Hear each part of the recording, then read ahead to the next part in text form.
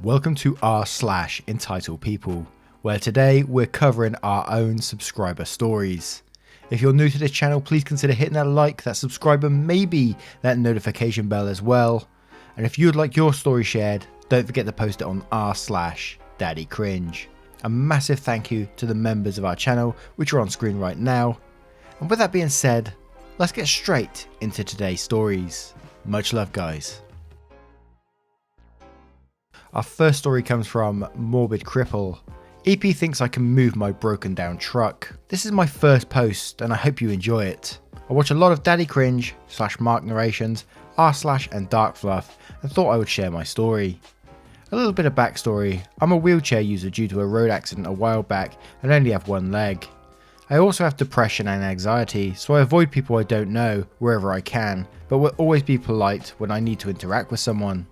My truck is a classic Land Rover 1983 reg that was used by the RAF, Royal Air Force, until my late husband got it from an auction. This truck holds a lot of sentimental value to me and I have a love-hate relationship with it.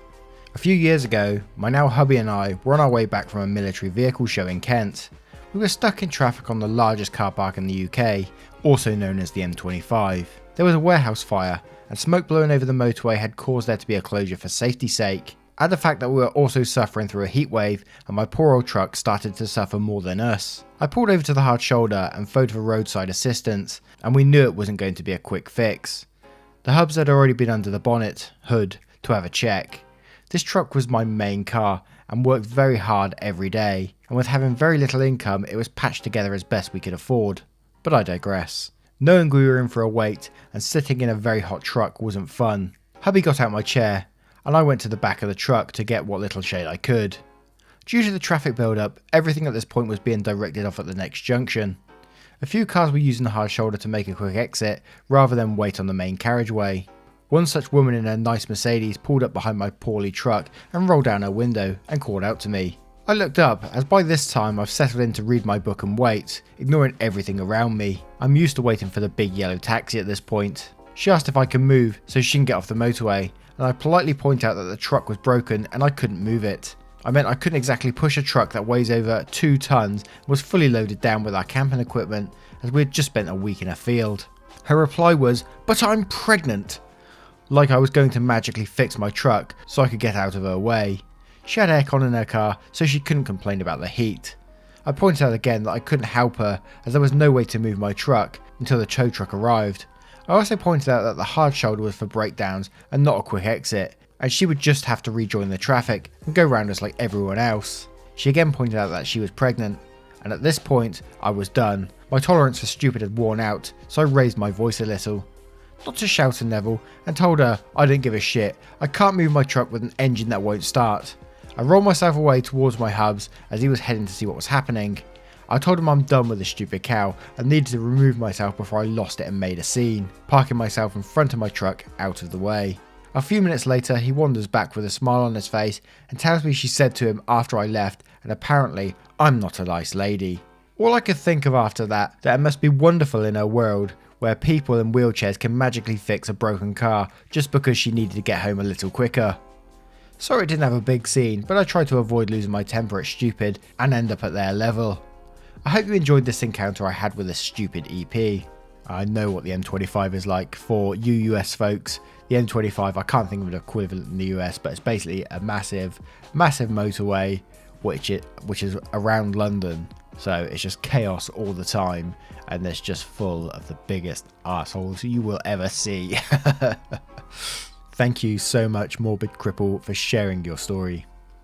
Our next story is from Sapinayan, the customer who threatened to sue company. So, I'm a new viewer to Mark's channel and love his voice.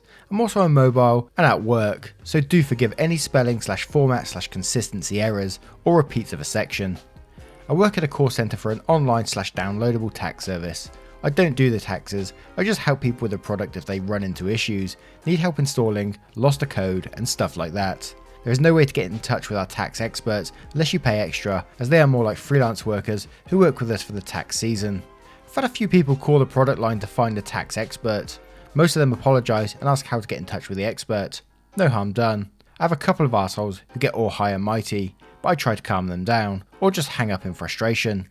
But this guy, he was the Antichrist. He called the product line and got one of my co-workers who couldn't help him because he wouldn't give her his name, phone number, or anything else to verify who he was, which is a huge security risk.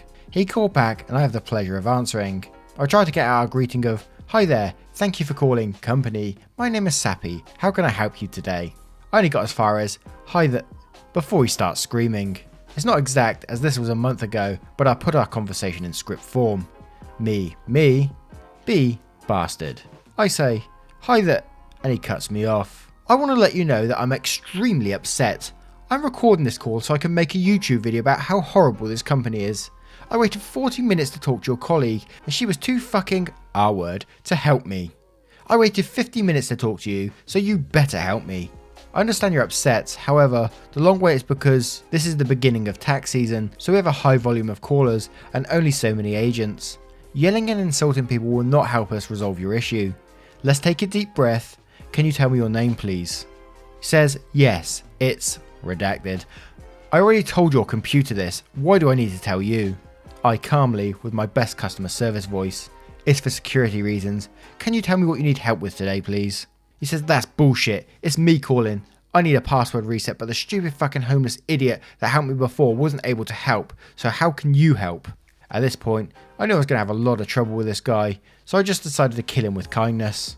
"We can do that. I just need to tell me what your information for account is." I was more specific, but I can't tell what we specifically need for security reasons outside of a call. He said, "This is fuckery. It's redacted. Goddamn bullshit that you can't just send me a request. I'll fucking sue this company into the ground, you know. I'll make a fucking YouTube video talking about how fucking shitty this company is, and I have a big online following, so you guys will be fucked." "Well, sir, I was able to find your account and just send you the password reset."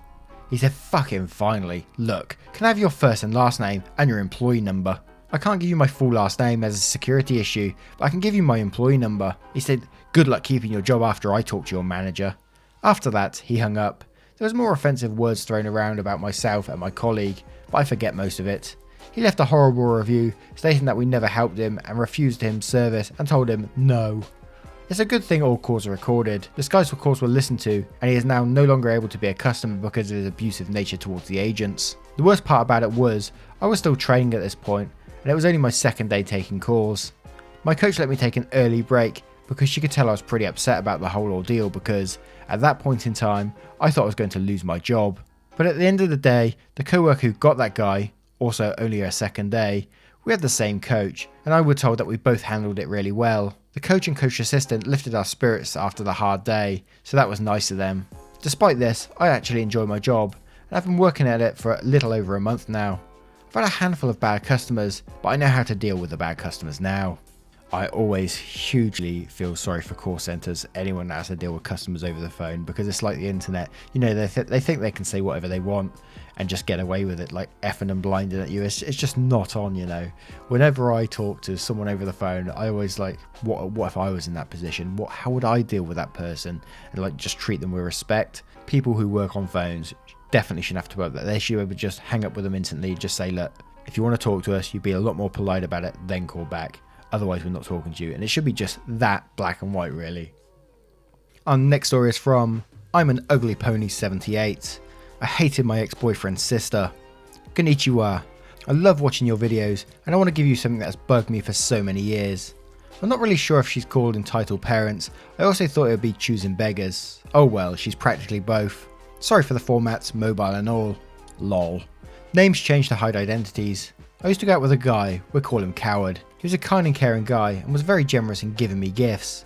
He just didn't seem to want to push himself to do anything.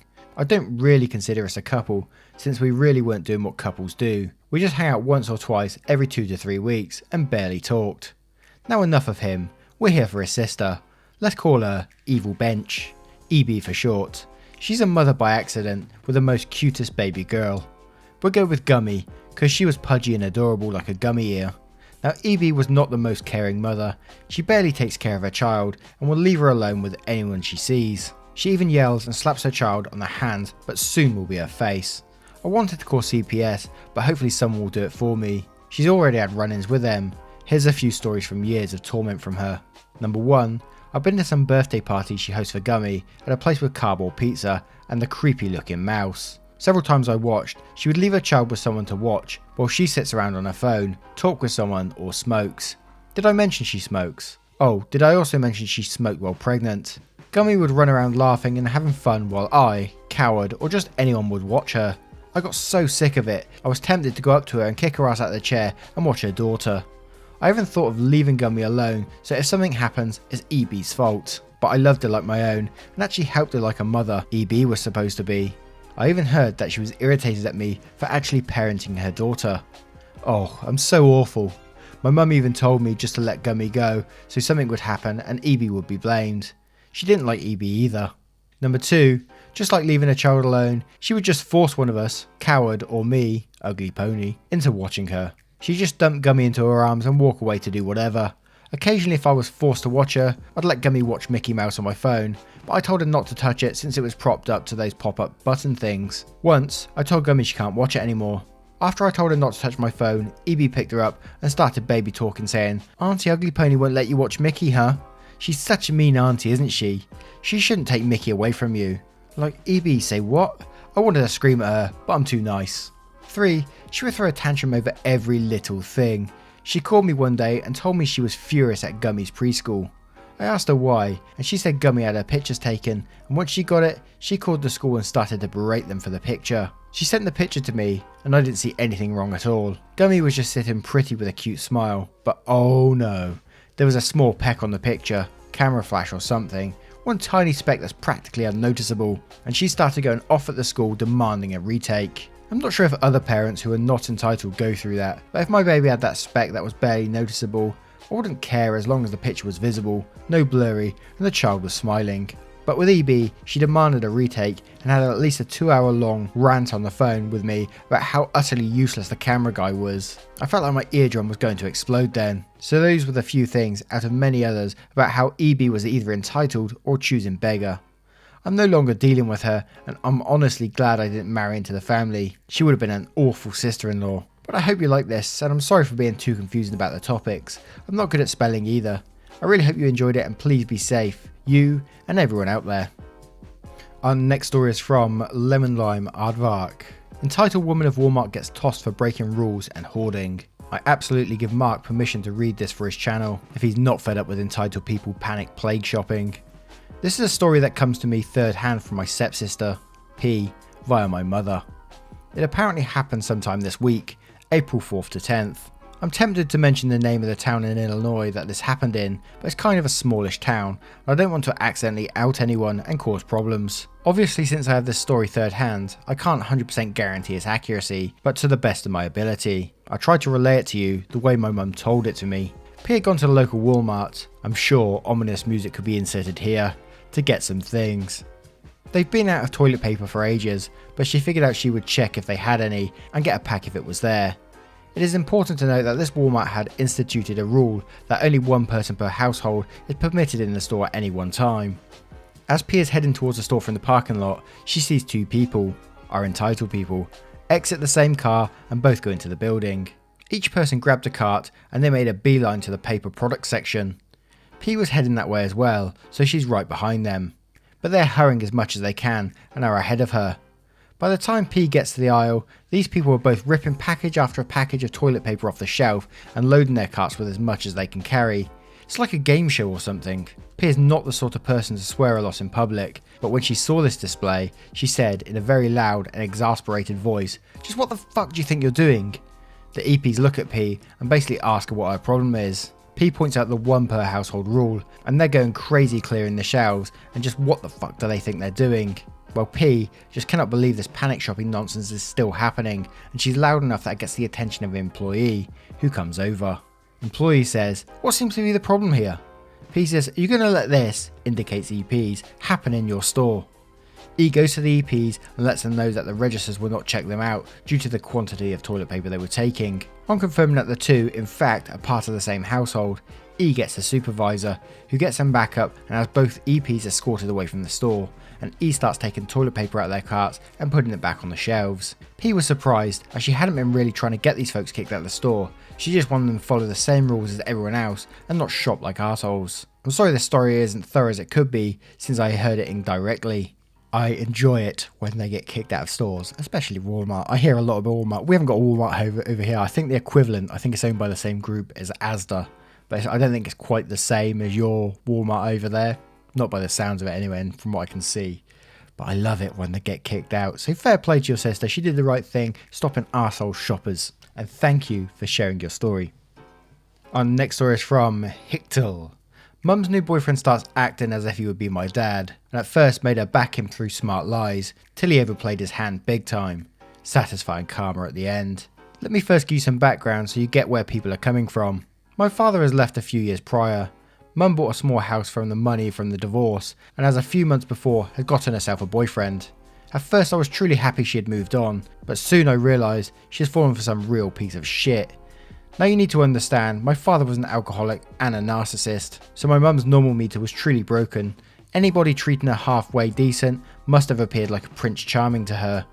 So please don't judge her too harshly for her choice. I don't. Now he was not only halfway decent, he really treated her well.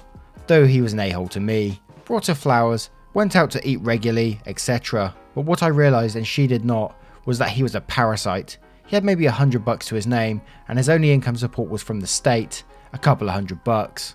Now I already hear you ask, how did he afford flowers and going out? By living rent free and having all his costs paid for, till he gets back on his feet. One last thing, as the headline already told you, he soon started showing an immense entitlement towards me. Basically he said, this is his house, so I have to follow his rules. Of course I told him this is my mum's house, not his, I didn't have to do jack shit unless my mum's tells me to. He took that really badly, since he had an ego problem, as you probably already guessed. I tried to tell my mum, but she would not believe me since he always acted very nice to me when she was around. But soon as she was not, the Cold War started. He pulled a lot of small shit like demanding a patronising voice. I bring him some beer while watching TV with me, while my mum was on the loo. He told her he had asked me nicely to bring him a beer when I stood up to get something, but I refused. Insulted him and sat back down. So of course she told me to apologise and get him beer. I tried to explain, but she would not let me, so he kept pulling petty bullshit to establish dominance. After this whole story, I asked my mum why she would always believe him and not let me explain. Apparently he told her I was super jealous he was in the house and wanted to get rid of him by trying to make him look bad, so she backed him to show me he is not going anywhere. Time for the main act. I'd gone out the night from Friday to Saturday and come back at 3 AM.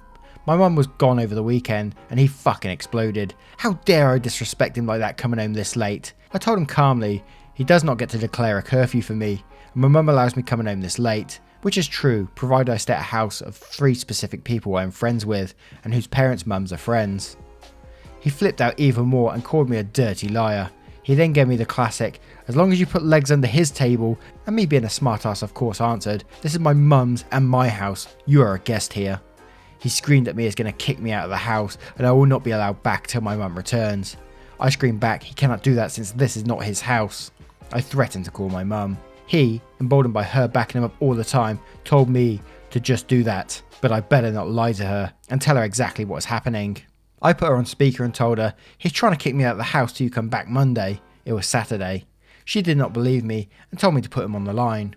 So he started telling her I disrespected him as the man of the house by coming home so late, and lying to him about being okay when I stay at a friend's house, and that I needed to learn to respect him, so it's up to him how he disciplines me since she is not here. Then he lied and said he told me to be home at 1 AM. For the first time, he let his mask slip, and she picked up on it right away. She said, so let me get this straight, I allow my son to be out till 3, but you think you get to overrule my decision on my son. Now you think you get to kick my son out of his house. He realised he fucked up. He tried to get her to take his side, but only dug his hole deeper. He said, well, he keeps not respecting me in my own house. If you let him win now, he will never respect me. She said, and you think the right punishment for disrespect is to kick him out for 2 days? He said, yes, finally you get it. I knew you'd come round. She said, well, he did nothing wrong since he was allowed to go out that long. You have no right just to overrule my decision on my son. He said, but I am not done. Apparently you think the right punishment for your disrespect is to kick you out till Monday. He said, but I only have $100, that's not fair, where am I supposed to go? She said, I'm sure my son had even less money and you did not give a shit. You got 30 minutes to leave. I tell the neighbour to check. If you're still there in half an hour, he will call the police and have you trespassed. When I come home Monday, we will talk. I'm such an idiot that I kept believing you over my son. Once my mum came home, I told her how he kept pulling this bullshit on me, and she said she was sorry she kept backing him up. I tried to tell her many times he treated me exactly like my father did when she was not around. One major reason for their divorce, but since he treated her so differently and acted so differently than my father, she believed him that I was jealous and tried to get rid of him. But when she heard him say these words my father said so many times, "You owe me respect since you live in my house," she suddenly realised I was telling the truth all along while he was the liar. This is why she got so furious so fast. She never realised how badly he treated me and how entitled he acted since he had hidden it so well before. But when he started to talk about deserving respect in his own house, something my father kept saying from me, a house he did not put a penny into but was somehow his. Even worse thinking, he could overrule her on her own son. My father kept overruling her decisions, so she finally saw through him and got all the evidence she needed I was telling the truth all along. They broke up that Monday. He never got back into the house. They met for a coffee and she demanded her keys back. Originally she wanted to give him a month, but when she entered the bar that they met at, he right away started to scream at her how dare she came out of the house like this, and that now he would never get the respect from me he is entitled to. So she told him she's only here to ask for her keys back and that they are through. I hate it when people think that they're just like entitled to respect. It's like, come on man, this is basic knowledge that respect is earned, not just entitled to. Just because you moved into someone's house rent free, that you're entitled to that respect. Dude sounds like a right redneck. I'm picturing the guy from Tiger King right now, the guy with all like the teeth gone and all the tattoos and stuff. Thank you very, very much for sharing that story. Absolutely crazy. What do you guys make of that story? Once again, guys, huge thank you for being here. Always appreciated. The time out your day is a massive contribution to me. It really means the world. If you do enjoy the content, please consider hitting that like, that subscribe, and maybe that notification bell as always. And with that being said, I will see you in the next one. Much love, guys.